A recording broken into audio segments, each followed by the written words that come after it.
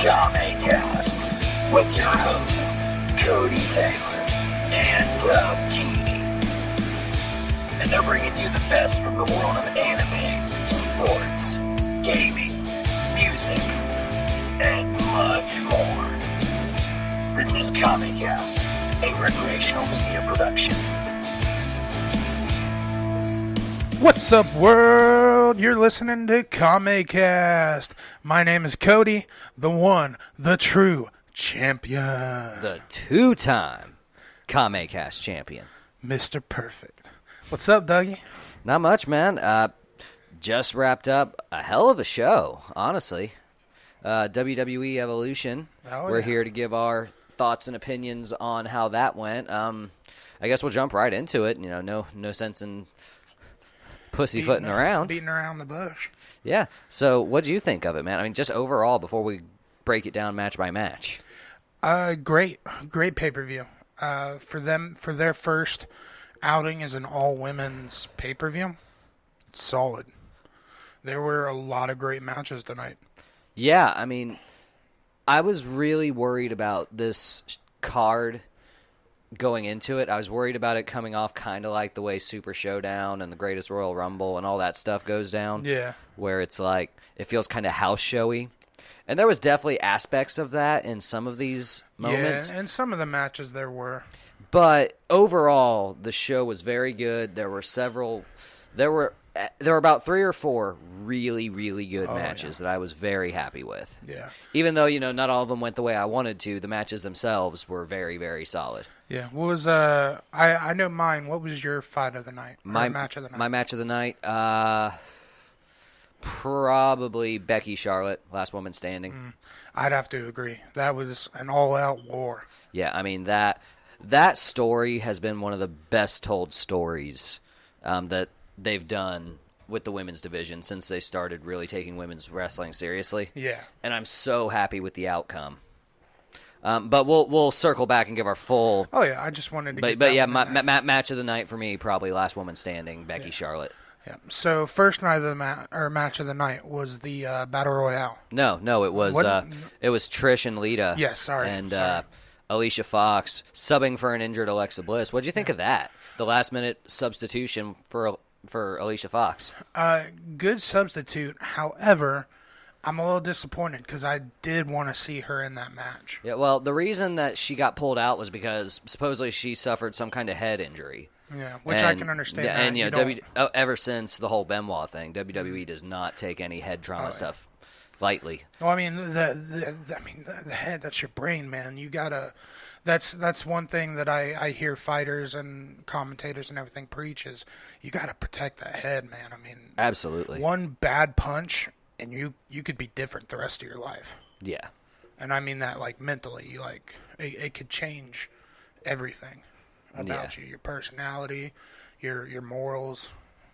That's a dangerous thing to play with. Yeah, so I mean, I don't blame him a bit for pulling Alexa Bliss out, but I agree with you. I was super bummed that she didn't get the chance. I mean, she was in the corner of Alicia. And, yeah, I did see her there. And Mickie James. Overall, what'd you think of the match? It was good. In my opinion, probably the second to worst match of the night. Yeah, I definitely think that this match, what I was saying earlier about some matches coming off like kind of house showy, this match definitely falls into that category. Where I was super happy to see Trish and Lita. Don't get me wrong, it was really good to see them, and they were looking good. Yeah. And they both were definitely still able to hold up their end of the match, no doubt. It just seemed, and this is being critical, but it seemed kind of phoned in. Yeah, it didn't. It definitely for me was it probably was for me the weakest match of the night. Yeah. Just because it was like it was just kind of meh. So at first when they first started coming out, I was like, really, this match is the opener? But then as it got going, I'm like, okay, well, sure, just get this match done and over with, and we'll get on to the good stuff. Yeah. Up next was the Battle Royal. Yeah. It was a very, very good, entertaining, and engaging battle royal. Yeah. So on this and the last one, we'll go play by play. We'll do our score here because it was you, me, and Nick going for the Kame-Cast title here. In the first match, I picked Team Strauss. Team Stratus. Stratus, that's what I mean. And you picked... I also picked... No. I picked Alexa. I picked the team with Alexa because... Yeah. But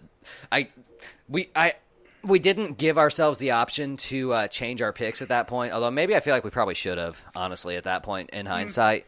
Because, I mean, that kind of changed the dynamic of the match. Maybe a little. But, yeah, so it was you 1, me 0, and Nick 0 at that point. Next match was the Battle Royal, and overall, a very, very entertaining Battle Royal. Yeah, it was super entertaining. How'd you like Nick's pick coming out and cutting that promo? Yeah, first off, the Iconics, yeah, they came out and cut a very good promo. I love the Iconics. They are so good on the mic, and I love their whole shtick. But, yeah, Peyton Royce was Nick's pick to win, and literally they cut a scathing promo on everyone in the ring, then everyone ganged up on them and eliminated both Iconics immediately. Yep. So that kind of got things off to a great, funny start for me, because I think you and I just immediately just bust out laughing at that point. It's like, well, Nick's out of this one. Yeah. And there were some really great moments in there. Alundra Blaze, women's champion from the early 90s, coming in and really having a pretty good showing here. Yeah. She hung in there a lot longer than I expected she would. Yeah. A lot of the old yard women's wrestlers that were in here had a very good showing. Yeah, they did. Kelly was eliminated pretty early, and I believe Tori Wilson was as well. But which, goes back to what you were saying in the last episode about, we know who's definitely not winning. Yeah. But ultimately, it came down to, ironically enough, our two picks. My pick being Ember Moon, and your pick being Nia Jax. Yeah. What'd you think of that? Like, when it got down to Nia, your pick, and who was that other wrestler? I think was it Tamina? No, it wasn't Tamina. It was. Well, it was Tamina. Well, and then Selena Vega came in because she was hiding. It was Tamina, but Selena was hiding, and I thought it was going to come down to Tamina and Nia. But in that moment, I was like, man, what if your and my pick are the last two? Like, what kind of call would that be? And then it ended up happening, and I'm like, holy shit. And the whole time, I'm like, come on, Nia, come on. Yeah, the whole time I'm cheering on Ember, and it's just like, dude, I'm not going to lie. I mean, a part of me wishes that it would have, I really wish it would have been Ember, but ultimately, Nia Jax pulls out the win. I'm fine with it. Initially, I wasn't too psyched, because I'm like, man, really? We're going to get, we're either going to get Nia versus Nikki for the title, which is kind of a foregone conclusion who's going to win that, or we're going to get Ronda versus Nia 2, which the first time it happened was kind of meh. Yeah. But I'll circle back to that after we cover the main event. The next match, but I ended up getting the point. Yes, which brought it to 2-0-0 at that point. Yeah. And then, so after that, I believe was the 6-woman tag. Was it the 6-woman tag after that? Yeah, no, I think it was either that. I think Nick had a point at that point, didn't he? I think he got a point off the first match. I think he and I agreed. On No, he didn't, because he thought that. Wait, no, you and I both picked Trish. Yeah, that's you right. and I both picked Trish. Yeah, he picked Alexa. Yeah, so it was 1-1. Yeah, 0. sorry about that. And then it was 2-1-0. Yeah, and then the next match I believe was the 6-woman tag. It was either the 6-woman tag or the Mae Young Classic. I know they were right after each other. Yeah. We'll go ahead and call the 6-woman tag here, which the teams were Sasha Banks, Bayley, and Natalya against the Riot Squad. And you and I both picked Bayley, right? Or did you pick the Riot No, Squad? I picked Riot Squad for this one. And then Nick picked... I think Nick also picked Riot Squad for that one. Yeah. Yes. Yeah, that's right. I do remember now. He did pick them. Yeah. And so... overall, entertaining match. This was another match that was kind of like it's kind of there match. To me, this is right above the Trish and Lita match for me in terms of quality. Mm-hmm. The Trish and Lita match would have been better if they had not done like tag teams. Yeah, if they would have split into 2 singles. Mm-hmm. Yeah, I kind of agree. But so Sasha Banks, Bayley, and Natalya ultimately wind up picking up the win. There's not really a whole lot to talk about in this match. It was a good match, but it was just kind of a solid filler match. I think this was the point in the night where I decided to go take my smoke break. Yeah. Because I was like, okay, well, just let me know if my picks win. And so Sasha, Bailey, Natalya take the win, and you picked up a point on that one. Yep. Which brought it to 3-1-1. No, 3-1-0. Yeah. 3-1-0 at that point. Okay, and then the next match was Toni Storm versus Io Shirai. I think I'm saying her name right, or Shirai, however you say it. Please excuse me, I'm sorry. But the Japanese lady that she wrestled. Unfortunately, our Wi-Fi feed cut out about halfway through this match. Yes, we didn't get to see that full match. Yeah, but what we saw of it was very solid. Yeah, we came right back. Our Wi-Fi came back on right as they were announcing Toni Storm won. Yeah, which Toni was my pick. Yeah, I didn't pick her, so actually I have to do a little retraction because I forgot about that because I thought all my picks won. That one didn't. Yeah. So I will humbly retract that. Okay, so then that brought the score to 3-2-1, ironically. Yeah. I remember making that joke. Next match on the card was, I believe, wasn't this Becky and Charlotte, last woman standing? Yes, it was. And no, it wasn't. No, it was Kairi Sane and Shayna Baszler. Oh, yeah, that's right. NXT Women's Title. Yeah, and I picked Baszler, and you both picked Yeah, me Kairi. and Nick both picked Kairi. Overall, very, very good match. From this point forward, all the matches going forward were very good. Very, very good, solid matches. I think that both women put in some really, really good work there. I think that the right woman definitely won. Mm-hmm. I was a little worried at points there because I really thought that they were going to wind up... Well, no, you know what? Even though my pick was Kairi, by the end of it, I was pretty happy with Shayna winning because it was a very dominating performance. Yeah. And it was a chance to debut the other two members of the Four Horsewomen of the UFC. Yeah, that was cool. So they had a little interference run, too. Yeah, so I think we're going to start getting a little bit of that in there. So we got new NXT champion. I wonder if Kairi is going to be coming up to the main roster here soon. Because there's not really a whole... I mean, they could do another Shayna match with her on NXT, but I don't know really what else there is for her to do. Yeah, I mean, they could. That'd bring her, Asuka, and that'd be a really good match between her and Asuka. But Kairi and Asuka? That'd be a very good one. Kairi with just about anybody on the roster would be a super solid match. She's an ungodly great talent. Yeah. Okay, so now we get on to, for me, for both of us, I guess, match of the night. Becky versus Charlotte. Yeah, dude, that was war, man. Yeah, I said before, it's definitely war.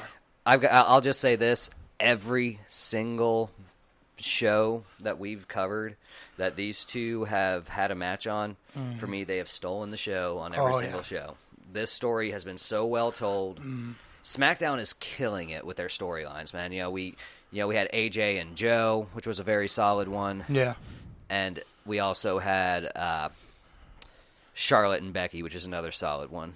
Yeah. Becky Lynch ultimately winds up picking up the win. And I'll just say this, going forward, all of our picks were the same. Yeah. We all picked the same ones going forward. Well, there's only one match after this. Right. But, yeah, we all picked Becky. Yeah. Great match, and I'm so anxious to see, because I think at this point now, like I said, there's really not much they can do with Charlotte and Becky anymore, so I can't wait to see them. Yeah, I mean, she doesn't have a rematch clause or anything. Yeah, I mean, they've already burned that out. So I can't wait to see them move someone else up into that spot. I wonder who it'll be. That's a good question. I think Asuka would be great. Either of the Iconics, maybe Peyton Royce with her partner in the corner. Yeah. But anyway, going forward to our main event of the evening, Rowdy Ronda Rousey defending the Raw Women's title against Nikki Bella with Brie Bella in her corner. Yeah. Overall, what do you think of this match? So we were talking about it as it was happening. That match didn't exactly go the way you and I both thought it was going to go. Yeah. I mean, I totally thought Ronda was going to go out there and just absolutely dominate Nikki. Yeah. That's what I expected, because that's kind of what we've seen from her so far. Apart from the Nia match, that's kind of how it's gone. Yeah. The only thing I can say is when you're watching a Ronda match, As soon as you see her go for that armbar, you know it's over. Yeah, absolutely. But there was a cool spot that Ronda had right before she did the armbar when she went off the top rope and I don't even know what that move was called. I don't know what it was called, but it was amazing. But it was like a backflip. She had her almost kind of like a Hurricane Rana. Yeah. But man, it looked cool as heck. Yeah. I'll just say, and I said this to Ash after I watched it, like immediately after the bell sounded, I texted her. I'm like, I can't believe I'm saying this, but Nikki Bella just gave Ronda Rousey her first classic match. Yeah. Her first classic one-on-one match, I should say. I would say it's the best showing she's had so far. In a one-on-one capacity, absolutely. Because so far, nothing has topped her showing at Mania. That was an amazing, especially considering it was her first time in the ring. Yeah. It was amazing. But this match was very, very good. I like the feud, the storyline between the two of them too. Yeah. Because I think it really made it showed Ronda's talents on the mic, and I think it made her better on the mic. Mm-hmm. But it was really cool. Yeah. So Ronda Rousey puts her away with the armbar submission. Big celebration at the end. All the babyface women, I guess I should say, come out at the end. Becky and Ronda do a pose together with their belts. Big feel-good moment. And that closes the chapter. And the show ends after about 2 hours and 15 minutes. Yeah, overall, shorter pay-per-view than usual. But you know what? I kind of like that. I think the impact of it was pretty substantial. Yeah. Like I said, when we were going into it, I was not super psyched, if I'm being honest. Mm-hmm. I definitely was kind of looking at this as kind of a B show. Yeah. But they turned it into a big deal. It felt like WrestleMania in a lot of ways for the women. Yeah. And all the matches were solid, even though there were ones that I didn't like as much. Everyone put in great work. Mm-hmm. And then at the end of it, we had a brand new Kame-Cast champion. Now our two-time Kame-Cast champion, Cody Taylor. How you feel, Macho Code? Nick, give me my belt. I feel good, man. I'm glad to have it back. Yeah. So, I mean, just great show. Great job, Vince. And now Thank you, Stephanie. Yeah, thank you, Steph, for inventing women's wrestling so we could do this. And then we're on to Crown Jewel in Saudi Arabia this Friday. It's at 12 noon. You'll be at work. Chances are I'll be able to... You said a Friday? Yeah. So chances are I'll be able to watch it and cover it. Do you have any interest in checking out that show? Not really. I'll say this. We are not going to officially cover it on here. If anything noteworthy on there happens, we'll come on and talk about it. Yeah. But for the most part, all other kind of personalities that are covering wrestling in any form are kind of backing off from covering it, just given everything that's going on. Yeah. And I completely understand that. And so I think it's probably the smart thing for us to do is just kind of stay away. I agree. Even though I will say I will be watching. I mean, I pay $9.99 for the network, so I mean, I might as well. How much is the network? $9.99. Hey, Vince. But we will not be covering it on here. But like I said, if anything big and noteworthy that feels like it needs to be talked about happens on there, we will talk about it. But now I kind of want to stick with wrestling, man, because we got some we had really sad news. Sad, big news this week. Like probably like out of nowhere. Yeah, I mean, something like that. It's incredibly sad when news like this comes out, especially for someone who right now was at his peak in the WWE so far. But what we're talking about is Roman Reigns, whose real name he told everybody is Joe. Joe N-O-Y-E. He announced to the WWE Universe that he is going to have to step away from the ring for a while because he has, for I think he said about 12 years now, been diagnosed with leukemia, and he was in remission, but unfortunately it did come back. So he relinquished the title and is stepping away to be with his family and get healthy, which Roman Reigns, we wish the best to you. We're rooting for you, man. You're gonna beat this, and we can't wait to see you come back. Yeah, I'll say that, you know, as much as I have not always been thrilled about every single booking decision around Joe N-O-Y-E / Roman Reigns, cancer is something that, I mean, it affects a lot of people, but speaking for myself, and I think speaking for you too, cancer has affected us with a lot of people that we love in our lives. Yeah, and fuck cancer. Yes, absolutely fuck cancer. As much, like I said, as much as I have not always been a fan of every booking decision around Roman, I've always had great respect for the human being and the worker. Great talent. Great talent. I love that the crowd gave him the standing ovation and the cheering that he deserved. Yeah. It kills me that it took this for that to happen. You know, it's kind of, I know it's, a lot of people don't really want to talk about this, but it does kind of piss me off a little bit that it took this to turn people on to Roman in that way. But when he does, and he will come back, he's going to beat this. Absolutely. He's going to be huge.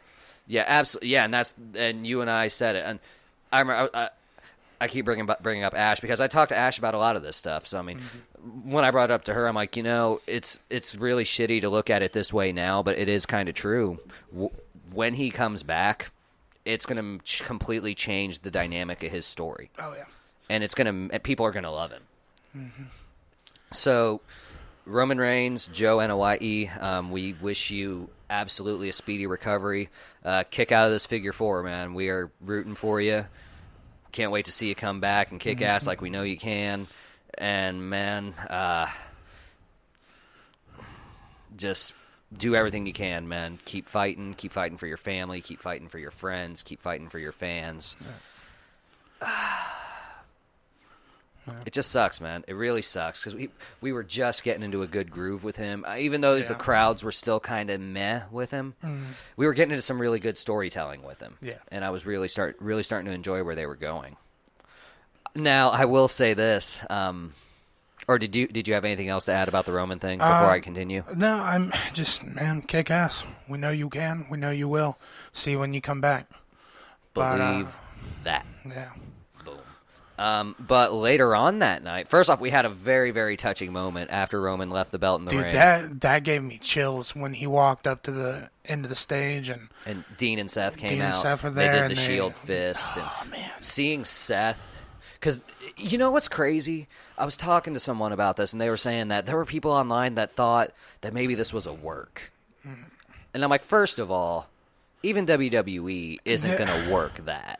They would lose so much to do a fake stunt like this. Well, I mean, think about everything that WWE does for like breast cancer. I mean, they have a whole month dedicated to cancer research and all that. Fight for Connor. Yeah, Connor's cure, all that, and so there's no way they were going to work it. But if there was any idea in anyone's mind that they were working it, the second you take a look at Seth Rollins in that moment, it's broken. No way in hell was it a work. Dean, you could see tears in Dean's eyes.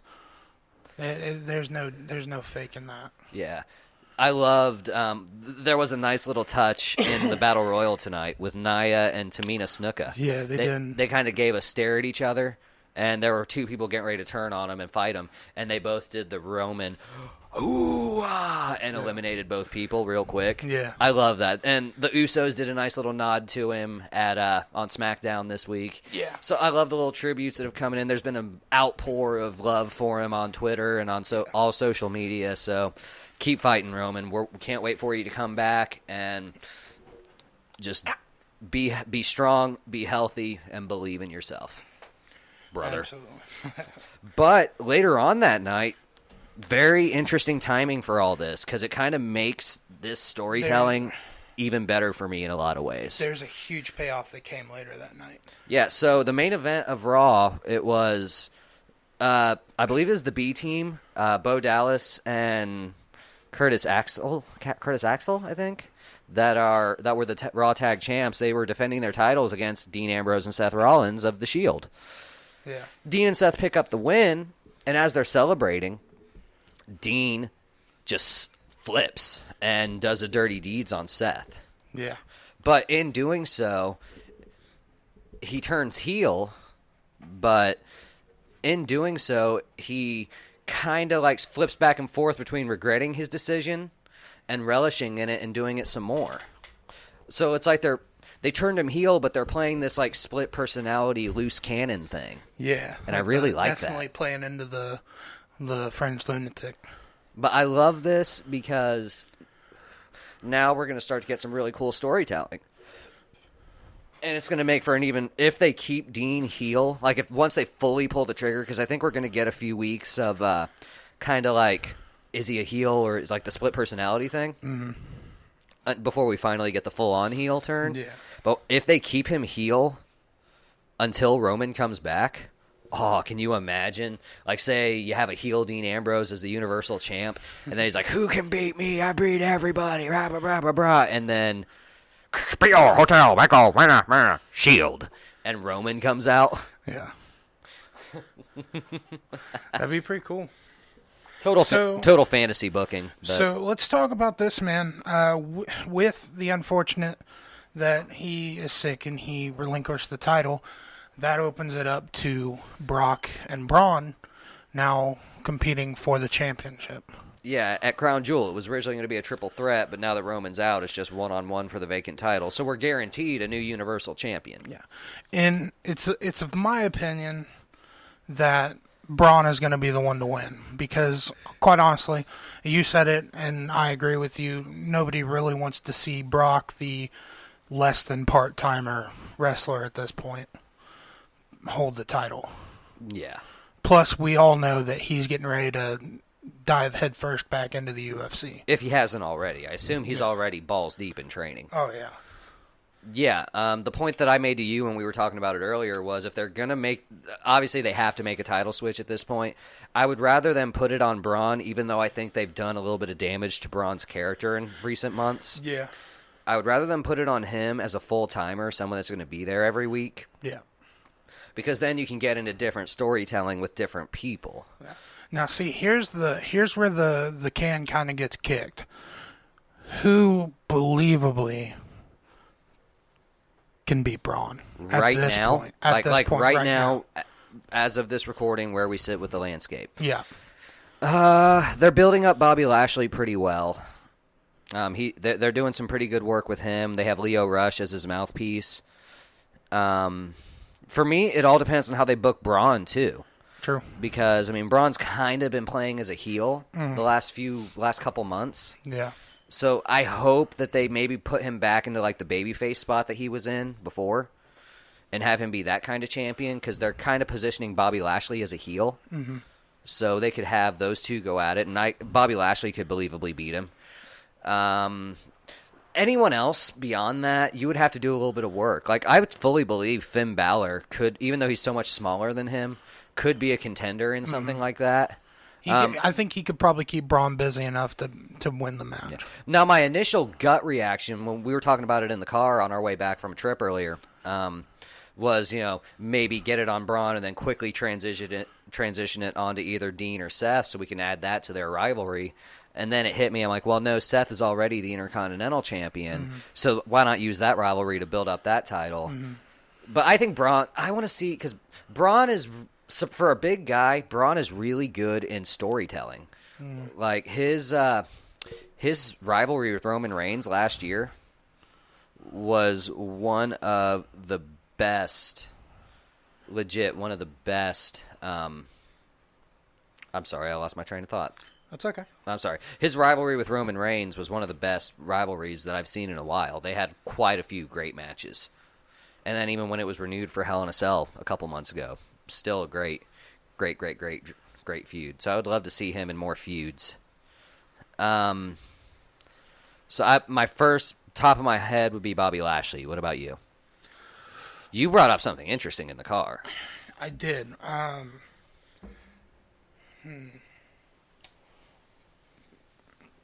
We'll talk about that in a minute. I just thought of another interesting fact or possibility. You and I have both heard talks of Batista coming back. He could do it. That would be tight. I would like to see that because I'd love to see Batista with a run, and it would add some prestige to the Universal title. Because the thing we got to remember about the Universal title is it's only a couple years old. Yeah, it's what, 2-3 years old? It's like 2016, I think, is when that title got made. Yeah. And, let's just go. It's already has some pretty cool names. Finn Balor was the first. Mm-hmm. Kevin Owens held it.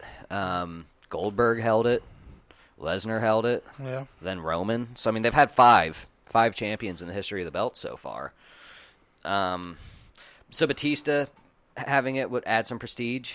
But I think Batista, if he's going to come back, everything I'm hearing about Batista coming back is if he's going to do it, it's going to be for a program with Triple H, which they kind of teased at SmackDown 1000. Did they? Yeah, when they did an Evolution reunion where all 4 members of Evolution, Triple H, Ric Flair, Randy Orton, and Batista, were all together for the first time in years. And during that, Dave cut a promo, and at first he was really putting Hunter over, talking about how he's changed the wrestling business and he's done everything that there is to do except beat me. And then they shared a stare down, and then they hugged, and just like, nah, it's all cool. But I think it'll be like Derek Lewis versus DC. Yeah. But no, I think literally that was planting a seed for Mania this year, Batista Triple H. I could see that, yeah. And I'd love that, because they had a great rivalry back in the day, and I'd love to see that renewed. I'm all for certain old rivalries coming back if the people can still go. Yeah. Which Batista's in great shape, so I assume he can still go. We know Hunter can still go. Yeah. So, I mean, I think it'd be fun to see. Oh, yeah. So, but talk about the idea that you brought up in the car for someone that could potentially beat Braun. Yeah, so my thought was there's a few people that I actively think could come back and challenge Braun and even possibly decimate him. And my first thought was Goldberg. Yeah, and my first initial thought when you said that was, I don't know. But then the more I got to thinking about it, I'm like, maybe. But go ahead and talk about why you think that would work, and I'll give you my opinion. Well, see, I think that could work because, A, it's very believable that Goldberg could come in there and decimate Braun. I mean, we saw what he did last time he had a showing against Brock. He leveled Brock. Yeah, in like a minute and a half. Yeah.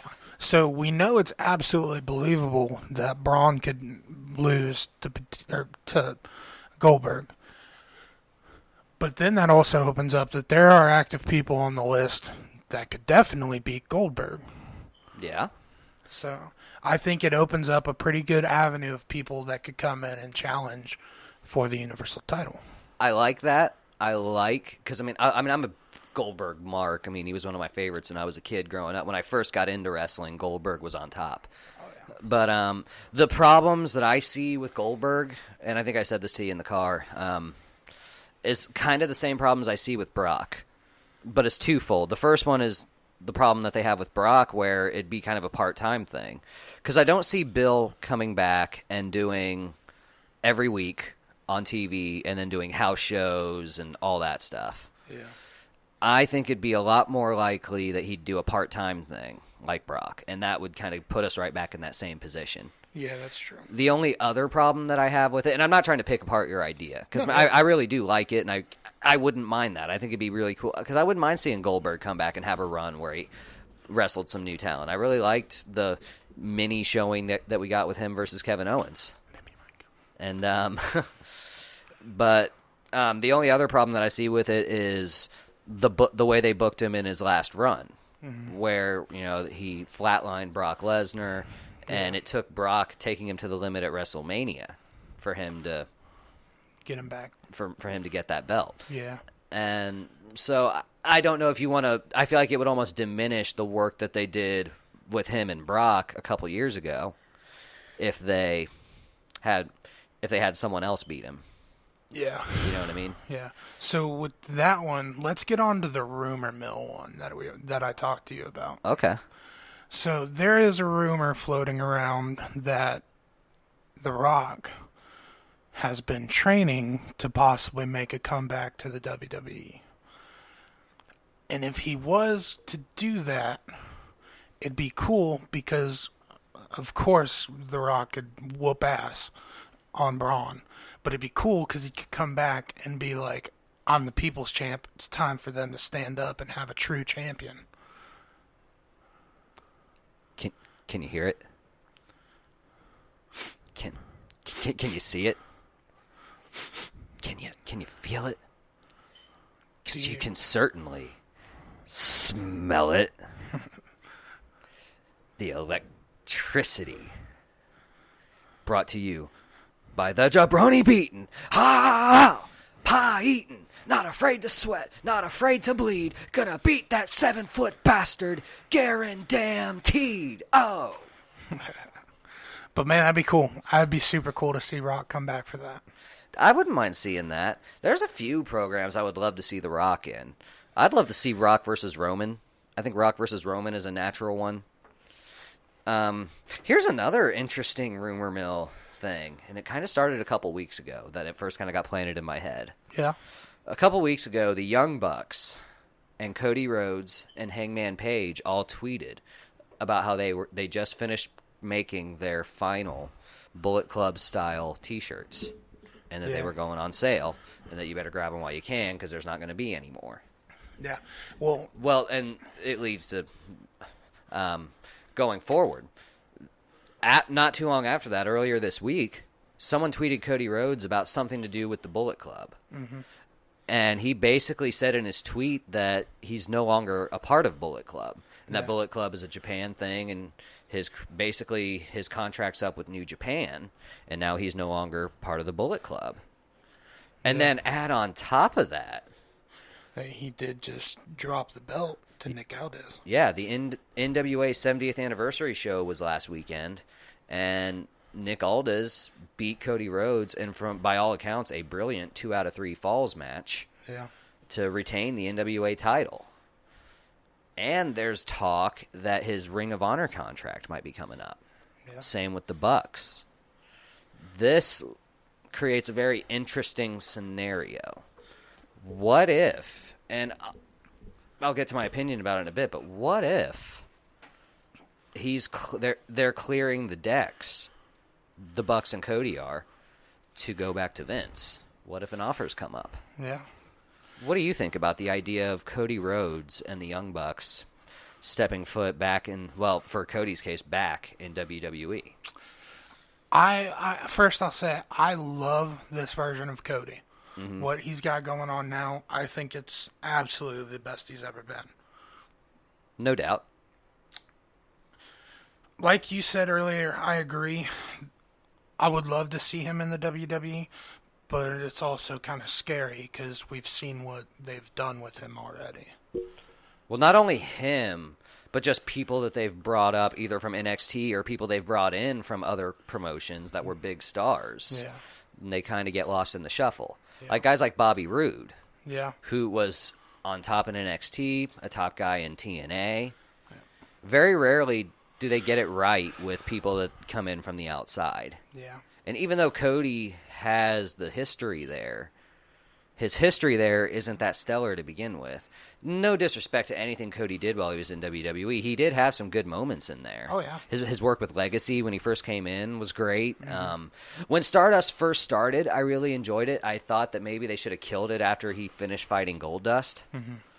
Yeah, I think after Dusty died and they didn't put him back to Cody Rhodes, that's pretty much where a lot of faith got lost. And he was lost in the shuffle. You know, he was just a mid-carder, not doing anything. Mm-hmm.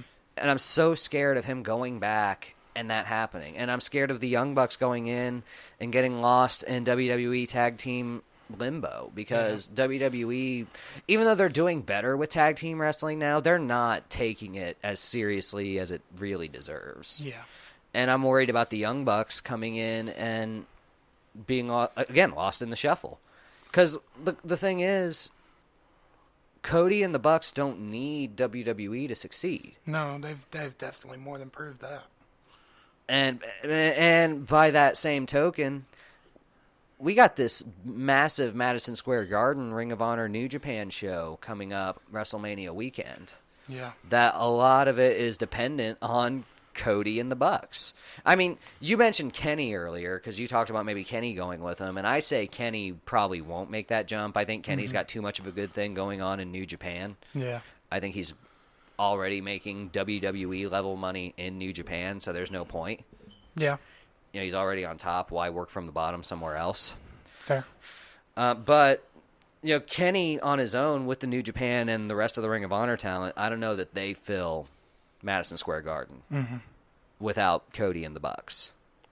And Hangman, you know, a lot of people say, well, what about Hangman Page? No offense to Hangman Page, but he's kind of like the X-Pac of Bullet Club, or he's kind of like the guy that can eat a pin and it wouldn't hurt the Yeah. The so what do you think, maybe even if they do go to WWE, do you think that opens up the door for Vince to send a few people from his roster, including Cody and them, to that pay-per-view?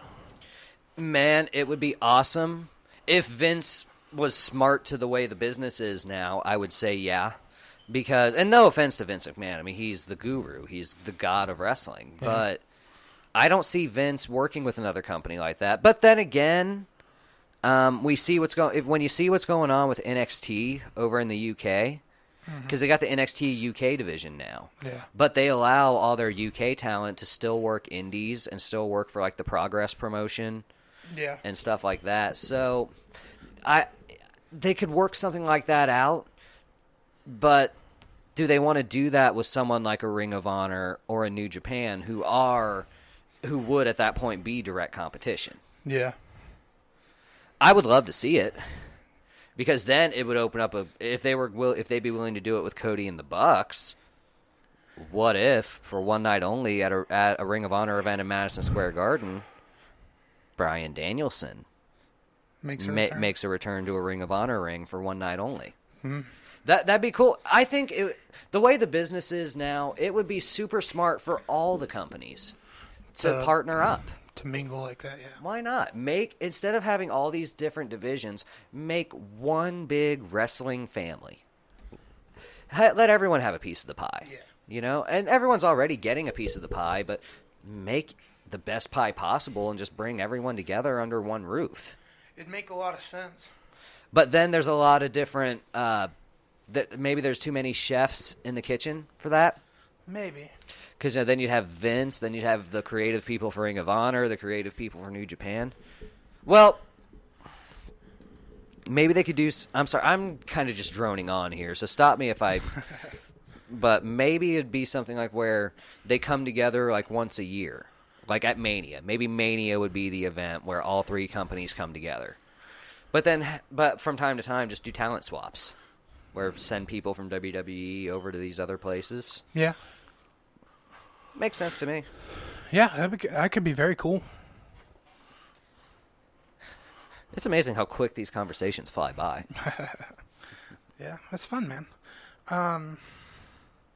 So let's think, any other big news in the world right now?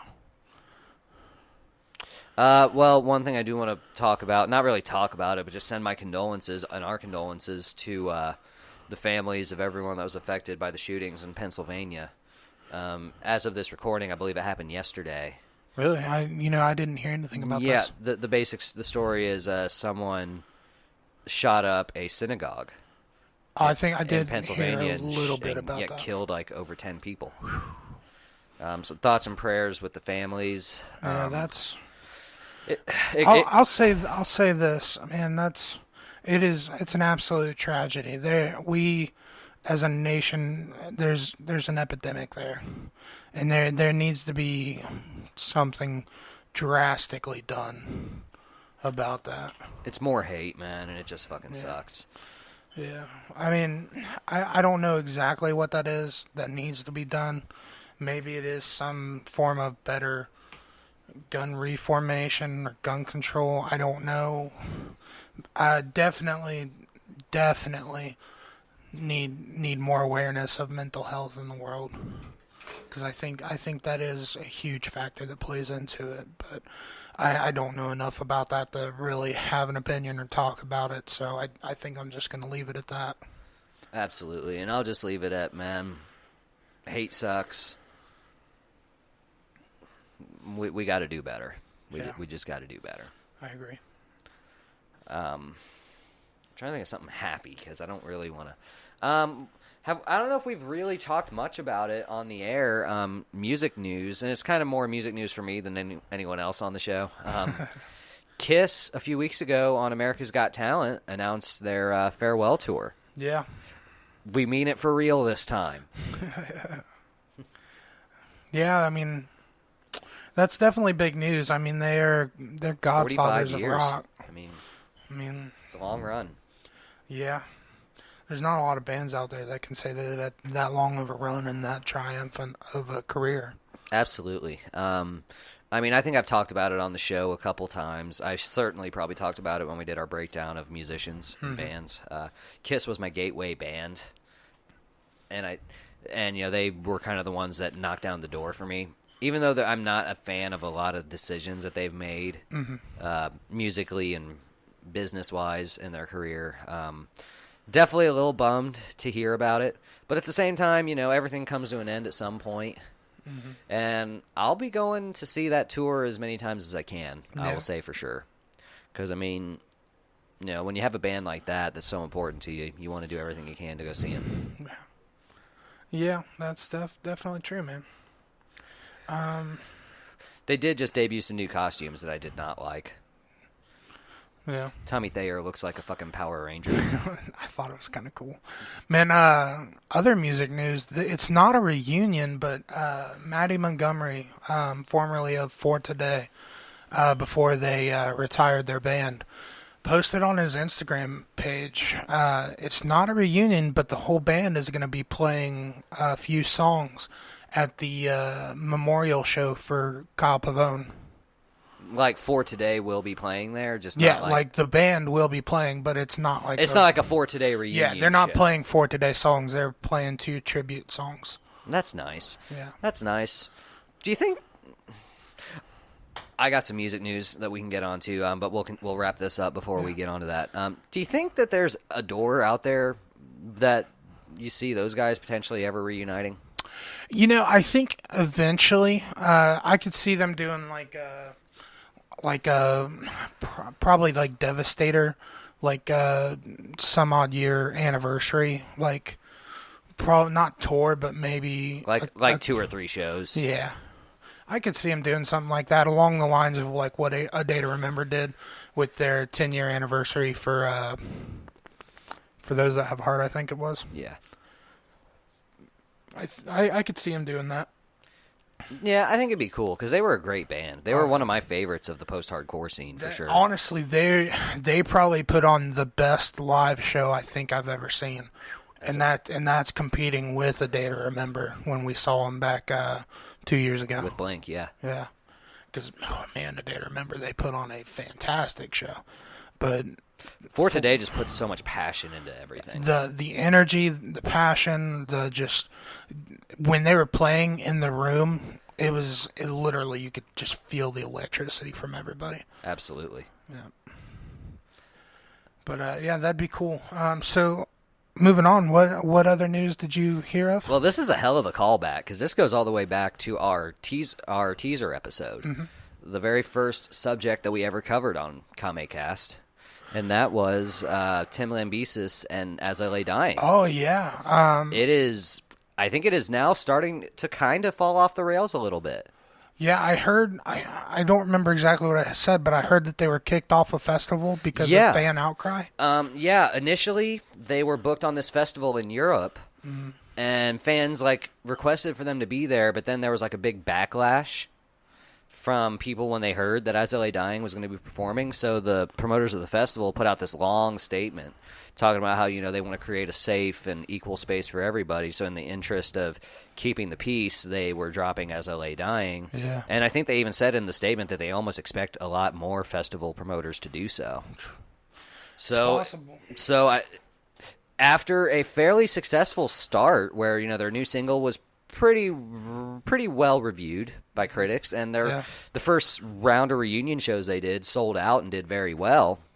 It seems that now we're kind of starting to get a little bit of that backlash that we first talked about maybe they may not get when we very first talked about this back in the day. Yeah. What do you think of this? What he did is monstrous, so I understand it. I can see why people are having an outcry about it. I think if they were going to do it, they should have done it from the get-go. Yeah, maybe just never book them. Yeah. In the first place. But I also think that people can be redeemed. Absolutely. So, I don't know. I definitely understand why people have an issue with it. But I think at this point, you should have just let them be. Yeah. It's one of those deals where I don't begrudge anybody making a living, and this is the best way for any of those guys to make a living. Oh, yeah. But, I feel like, and I think I might have said this all the way back when we covered it, I think just Tim hasn't done enough in the public eye to kind of redeem himself to people yet. Maybe. It's kind of like he went right back to business as usual with As I Lay Dying. Yeah. And, he put out a statement, and the band put out a statement talking about it. I think he was out of jail for almost a year before they actually... Well, yeah, he was out for a while before this happened. So I'm sure they all, as far as like on their end, I'm sure everything was made right and vetted out and done well. Yeah. But I'm talking about in the eyes of the public, in the court of public opinion, as they say. Fair. I think maybe, I don't know what he could do. But I just feel like maybe he just hasn't done it yet. Whatever it needs, whatever it is, whatever needs to be done, he hasn't done it yet. Yeah. And I don't have the answer. So I wish him the best. I hope that he works it out because I like As I Lay Dying, and I hope the best for the other guys because none of them had anything to do with this. Yeah. Maybe I almost hate to say it, but it might almost be better for them as a band if it works out where Tim isn't the one that actually owns the name outright. I think he does, because I think that's why they changed their name to Woven War. I think you're right. It's a shame, because if that wasn't the case, then they could. It probably would have been a lot more becoming of them to just get someone else. Yeah. One thing's for sure, I probably won't be buying the new Austrian Death Machine whenever it happens. Get back to the chopper. He's talked about wanting to do that. Yeah. And I like the first Austrian Death Machine. Oh, thing. it was cool. It was super cool. Yeah. So I mean, I don't know. We'll see what happens. Not gonna lie, kind of surprised that it happened now, as opposed. I thought there would have been more backlash, like when he first came out. That's been months and months ago that all that happened. So yeah, I mean, I would have thought there would have been a lot more backlash when it happened, like when they first announced their reunion, as opposed to now. But what do I know? Other interesting rock news. Ozzy Osbourne had to cancel the rest of his shows for the year. Why? About a week or so ago, he was doing he was getting ready to do a show here in the States on his No More Tours 2 tour, his farewell tour. And right before the show was supposed to go on, he announced that it was canceled because he had to undergo emergency surgery on his finger. What did he do to his finger? I don't know, but come to find out, he had some kind of infection in his finger that, like, had it a spread, could have killed him. Ooh. Yeah. Wonder what it was. I don't remember exactly what it was, but so yeah, Ozzy had to cancel the rest of his shows for the year. He said he'll be back next year. He'll make up the shows and continue on his farewell run that he's been doing. But Godspeed on your recovery, Ozzy. It was one of those things. It was like, man, with everything you hear in the press about old rock stars dying, I want to keep the ones that we have safe. Yeah, no doubt. Yeah. I'm trying to think, is there anything else? Callback. You've played a little more Spider-Man. How's that going for you? Not too bad. Yeah, I think I'm about. I feel like I'm coming up on the end of the campaign, the main campaign, because I just finished 2/3 of the Sinister Six. Yeah. I don't want to get too deep into anything, although I'm sure by now anyone that's out there that that would have to avoid spoilers has probably already beat the game. Probably. But I haven't beat it myself yet, so I don't want to talk about it too much. But enjoying it so far. More fucking Mary Jane missions that I'm not psyched about.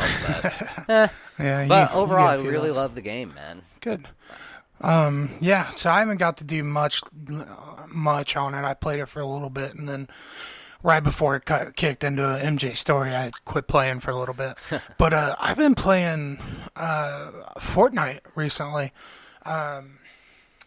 which I have a lot of fun doing. It wasn't something I was really into when it first came out, but for whatever reason, I've just gotten really into it. Absolutely. It's a fun game. I've played it a little bit. I'm not huge on PvP and all that kind of stuff. Yeah. But I thought it was put together pretty well for what it is. Yeah. So, hey, anybody out there, if you want to play Fortnite with me, my Epic screen name is CTA or... you're doing it on my profile, I think. Well, I do it on my own Epic profile though. It's CTAY 7179. Add me. Hell yeah. And then other than that, man, let's talk Red Dead 2. You haven't really got to play it much, have you? No, I haven't played it at all. I've just been watching our roommates play it. Our roommates got it, and I've got to play it like for probably like 10, 15 minutes, but watching it, the great storyline, the details, mechanics, and just the absolute just finite things that they've put into this game, man, it's killer. Absolutely. From like your beard grows if you don't shave it, your hair grows. If you don't eat, you get hungry. If you overeat, you get fat. That's a whole level of detail I didn't think they'd ever put into a game like that. Yeah, it definitely shows why it took him 8 years. Yeah. I mean, because the level of detail. I mean, the horses have balls. Right. And they, dude, I don't know if you noticed, but in colder climates, they get smaller. Yeah. It's It's interesting. That's the first thing I noticed. You kidding me? But there's cool things you can do. Lasso people off horses. Hashtag Red Dead Horsey Balls. Run into trees.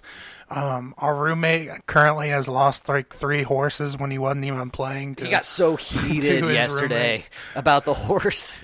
I felt so bad because I wouldn't even. I accidentally killed a second horse. Wait, you weren't joking? Like that actually happened? No, I straight up accidentally killed a second horse. I was playing and I had just killed a deer and I was taking it back to home base and I was hauling balls like the fastest this horse could run, and I ran head on into some bounty hunters. Like I hit their horse, it threw me off, and they shot my horse dead. I felt so bad because that horse was pretty good. That's a shame. Yeah. Yeah, it seems like a fun game. I definitely, as soon as I can afford it, will be picking up my own copy and playing through it. I haven't played through Red Dead 1 yet, so maybe in the off time before that. You know you can get it on Xbox, right? On Xbox? Yeah. I didn't know you could get it on Xbox, but Yeah, you can get it on. But I have it queued up on my PS4 on the PS Now, so I mean I just have to play it on there. Yeah. But yeah, Red Dead 2 you can get on Xbox. Oh, Red Dead 2 you can? Yeah. Really? I thought it was PS4 exclusive. No, that's Rockstar. Cool. So you can get it on both. Cool. Hell yeah.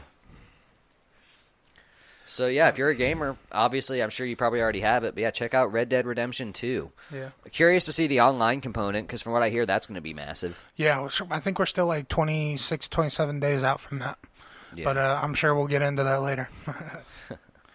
But with that, we have done a lot of wrestling talk and some cool music talk. I think we're going to wrap it up tonight, bud. I think so. Yeah, I kind of like the more concise format. Not that I don't like the ones where we can just kind of go off and talk for ages. Yeah. But I kind of want to save that more for when we have guests. Yeah.